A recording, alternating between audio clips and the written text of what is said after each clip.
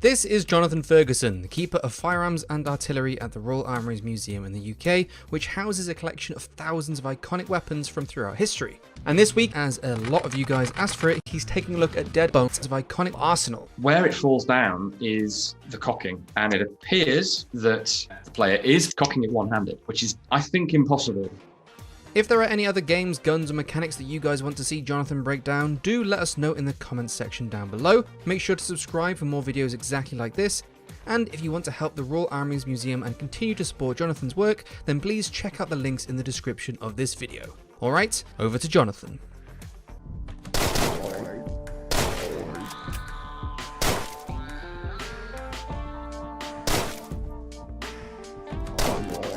Okay, pause there.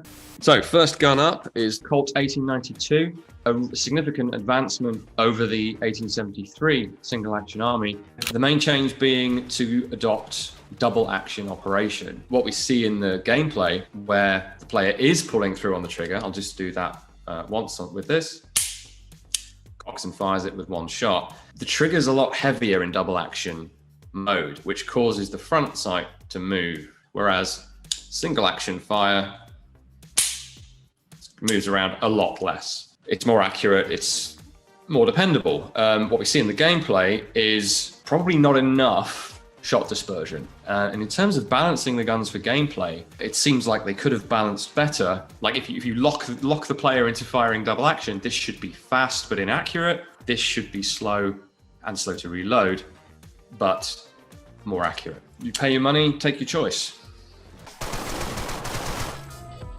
What is wacky, of course, is throwing your guns away. This is something that's known in the trade, as it were, as the New York reload, which I think comes from a New York police detective, whose idea for a reload back in the day of revolvers, I think, was when you fired your 6 shots, you literally throw it to the ground and you draw your backup gun. So that's where that idea comes from. Right, so what little I do know about this game is that revolvers figure pretty heavily as signature weapons for a couple of the main characters. This looks very chunky, very heavy. I can't think of any particular design that this matches. It's far too bulky in the receiver, the barrel with the massive rib on it. It's pretty fantasy stuff. The special ability that this particular weapon can not ricochet bullets off walls. I'm not sure why that would be specific as a trait. Bullets either ricochet or they don't. You can specifically, or deliberately I should say, ricochet bullets. Well, in a riot control situation, less lethal rounds are sometimes bounced off the ground to ensure that no one is struck in a lethal place. But it's a very, very, very rare thing to be done deliberately, and it's not weapon specific, needless to say. The next handgun that we see, the Glock. Fond memories of using this. I think it's the first game I ever played, or definitely the first game I ever played to try to replicate a Glock. And if we look at a real Generation 2 Glock 17, you can clearly see that's what they're going for, despite the limitations of the graphics. We've even got the point on the front of the trigger guard here, bottom edge. General blocky shape, of course, is iconically Glock. So I wouldn't be surprised if they haven't taken a photo of a Glock and de-resed it and wrapped it onto the actual model. Okay, cool. First thing I'm struck by watching this is the rate of fire question with the Thompson.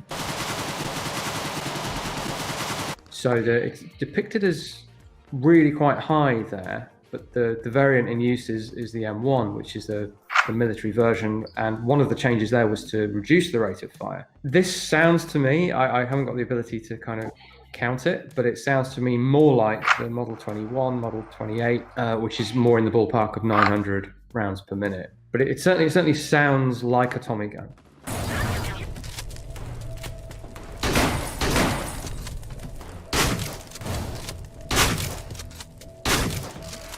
All right, Benelli M4 Super 90, showing this off because it's a recent acquisition to the contemporary part of this collection here at the Royal Armouries. Identical configuration to the one in the game and almost identical. There are a few dimensional differences, proportion between this grip stock assembly and the receiver is slightly off, I think. This large pin for the lifter here is not as large as it ought to be in the game.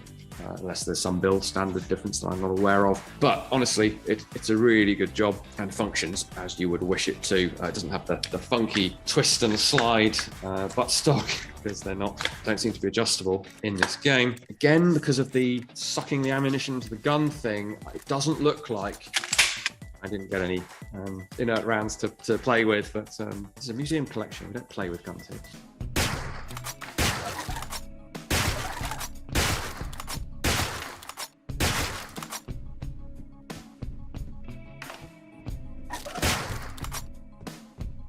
Nice to see the venerable M1 Garand. Great to see that in this game. Looks like a good job as well. Got some punch to it, the sound effect, the way it's handling too. And of course the classic ping of the clip coming out. Slightly ruined there by it somehow sticking on top of the gun rather than flinging clear. Not sure what that's about.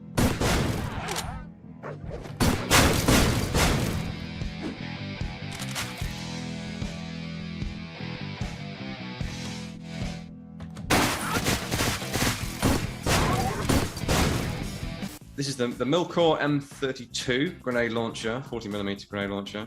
It's not, I suppose, super widely encountered, but there are quite a few out there. As a grenade launcher, it does fire in quite the arc. But that's positive advantage when you're trying to lob in explosives. You don't necessarily want to fire straight and level anyway. Having never fired one, but having seen some footage, it looks to be realistically modeled. Grenade launchers in games vary pretty wildly in how closely they model the actual arc of a 40mm grenade. This looks to be right. The size of the explosion looks to be right. Yeah, I would expect no less. What the heck is that? What?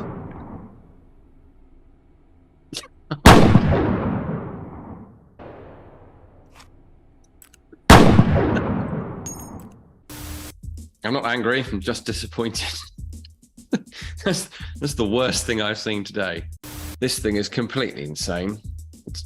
Do I need to say anything about this? Obviously not a good idea. It wouldn't work because there isn't enough support for the cartridge case. So the cartridge case is going to burst and or shoot out the back. There isn't even any room to install the round in the sort of metal loops that are supporting it in front of the striker. So it's not although it looks very, very practical and realistic, it's not something that would work in real life. It's going to have probably just enough support to blow up and frag your face with bits of brass. The bullet will go downrange for a short distance, and then the bullet probably still coming out with some amount of force in the rough direction of your head. Or it's towards somebody else. Not recommended. But on the plus side, it has a Picatinny rail, so you can accessorize it with all sorts of nonsense. Those were more guns from the excellent Deadbolt. If you'd like to support us here at the Royal Armouries Museum, the best way to do that is to visit us if you possibly can. We've got some events going on this summer. Also, worth mentioning, I think, please do check Deadbolt out. It is paid for, but I like to think it's worth it. So, otherwise, guys, we'll see you again next time.